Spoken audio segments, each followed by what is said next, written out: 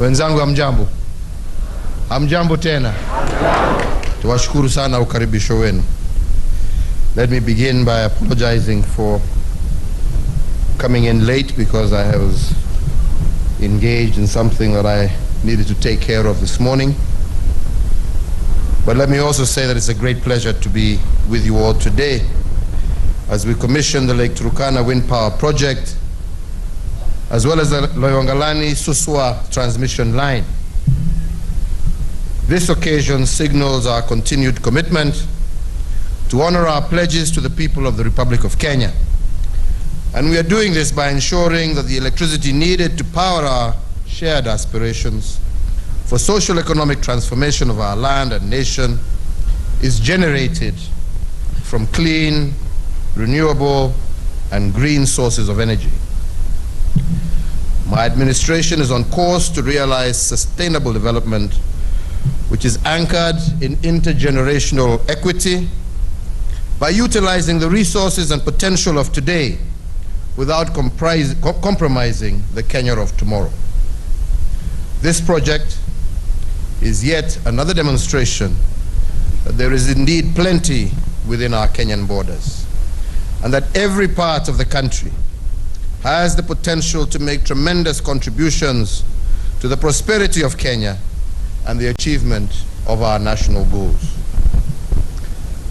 In that regard, my administration is steadfastly committed to ensuring that every part of Kenya participates in the development efforts that we have embarked upon, and that the fruits of our labor are indeed enjoyed by all Kenyans, wherever they may be within our borders.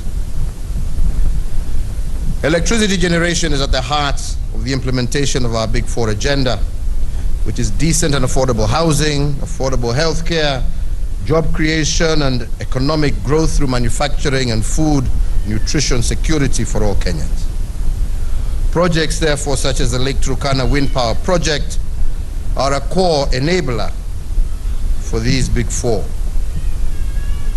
Today, we again raise the bar for the continent as we unveil Africa's single largest wind farm, the Lake Turkana Wind Power Project.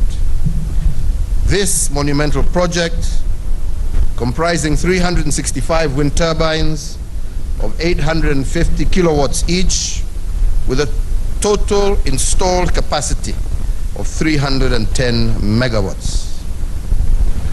This also, with the private sector investors who have joined us in bringing into reality this landmark project, we invested in excess of Kenya shilling 73 billion, the single largest private sector investment in this sector in our nation's history.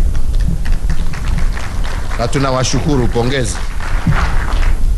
The project will increase electricity supply by approximately 13% and will reduce our reliance on thermal generated electricity and insulate Kenya from supply constraints during periods of low water levels. Indeed, it should be noted that without the wind power project, the fuel cost charge, FCC, would have been as high as 5 shillings and 75 cents per kilowatt hour in May of 2019, as compared to 3 shillings and 75 cents per kilowatt hour, the cost that was applied in that particular month.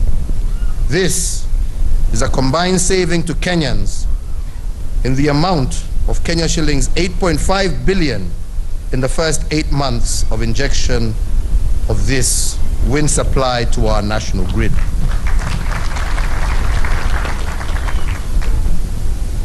For the wind project energy to be connected to the national grid, we also undertook the construction of the 400 kilowatt, 538 kilometer transmission line from Loiyangalani, here where we are, to Suswa in Narok.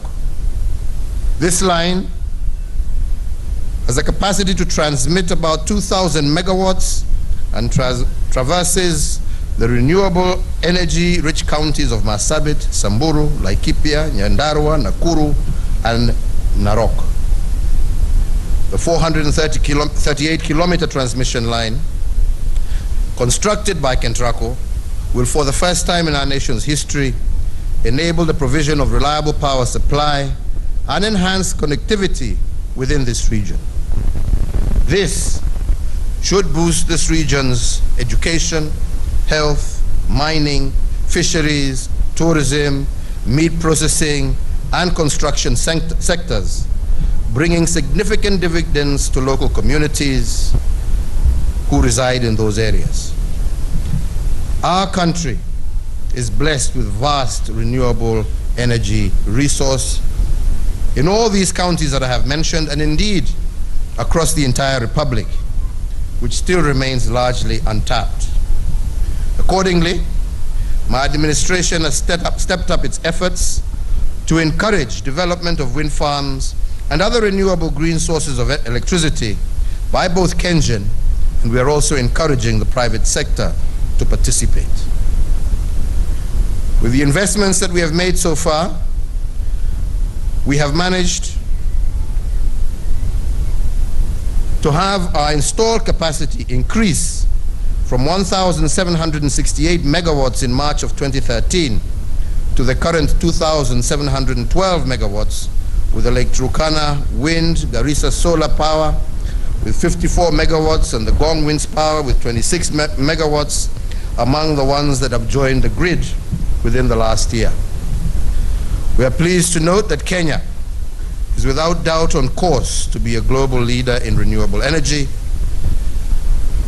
And this will not only ensure that our nation's scenic beauty and unique ecosystems are preserved and protected for both present and future generations, but will also ensure that we become energy independent and that our energy supply will be safe as well as predictable.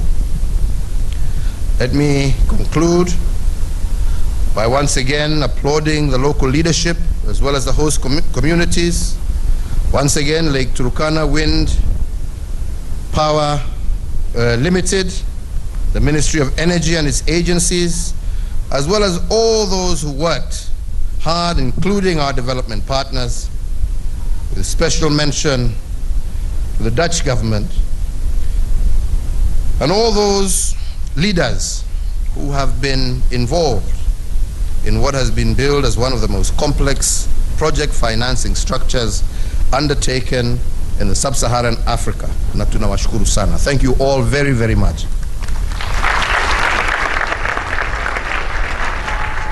This project is a remarkable achievement for our nation and our people, and is further testimony of the vital role played by collaboration between the public and private sectors in the realization of transformative agenda.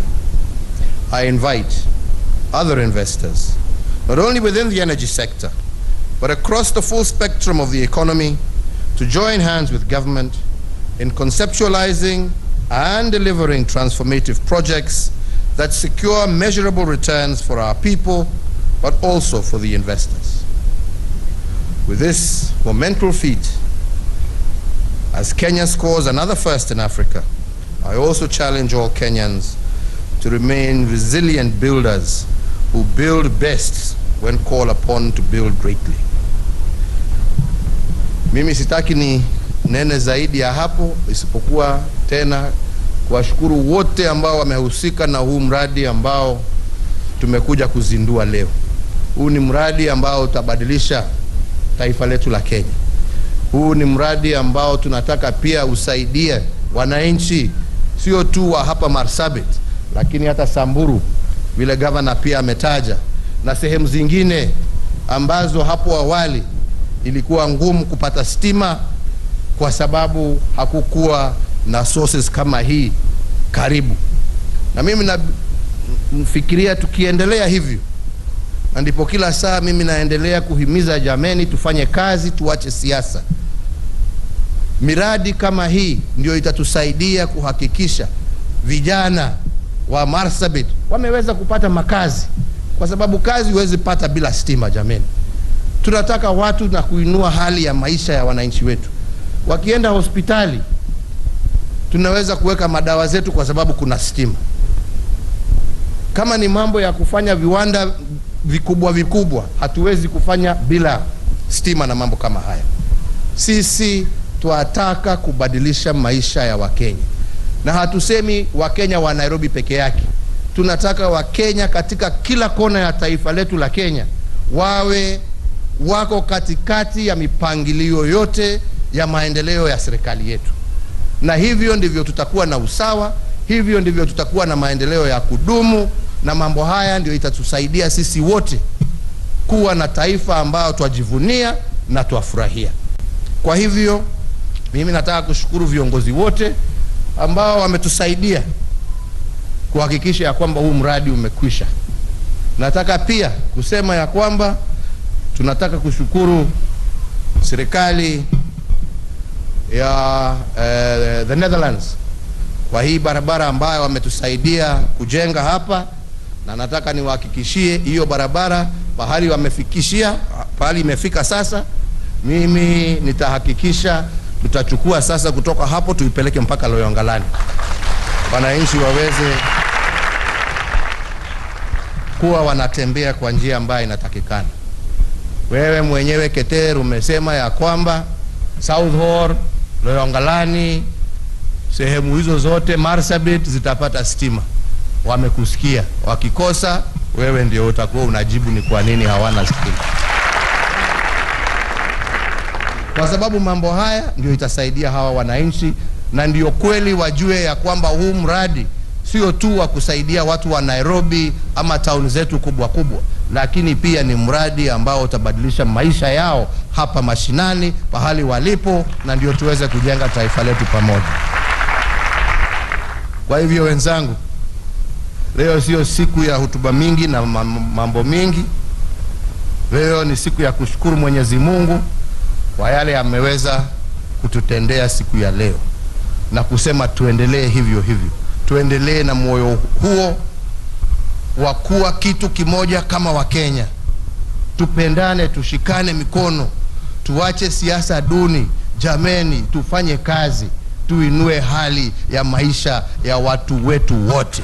Na mimi naamini hivyo, tukitekeleza hivyo, baada ya miaka ingine 10, mtu ambaye alikuwa amesafiri ameenda kuishi nchi za ng'ambo, akirudi atajiuliza kama yuko Kenya ama yeye yuko London ama kwingine. Hivyo ndivyo tunataka.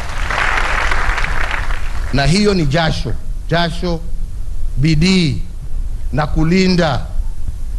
kulinda mali ya Wakenya. Tuitumie hiyo kodi na pesa ambazo tunazipata kwa njia ya kuhakikisha mwananchi amepata benefit. Hii mambo ya kila mradi nituulize ni gapi itaingia mfuko ya fulani. Mambo ya ufisadi, tutapambana na hawa watu warudishe pesa, tuhakikishe ya kwamba hiyo pesa imeingia kwa miradi ya kubadilisha maisha, lakini sio miradi ya tumbo za watu wachache na bibi zao na watoto wao. Au nyinyi mwasemaje jameni? Mwakubaliana na mimi? Mwakubaliana na mimi? Nione kwa mikono ni wangapi wasema tuende kazi. Mimi nasema Mungu awabariki, Mungu awalinde mpaka tuonane tena.